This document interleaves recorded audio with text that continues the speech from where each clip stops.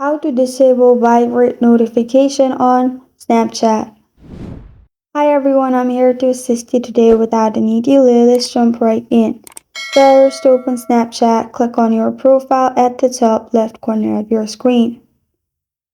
Then click on Settings at the top right corner of your screen, which will lead you to this page. In here, scroll down and click on Notifications. In Notifications, scroll down till you find Vibrate option and make sure there is no tick mark.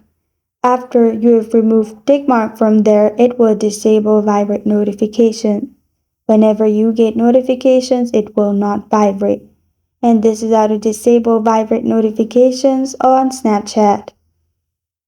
Thank you for joining me today. If this video helps you out, please leave a like and subscribe for more. Got a question or want to suggest the topic, comment below. Thank you for watching.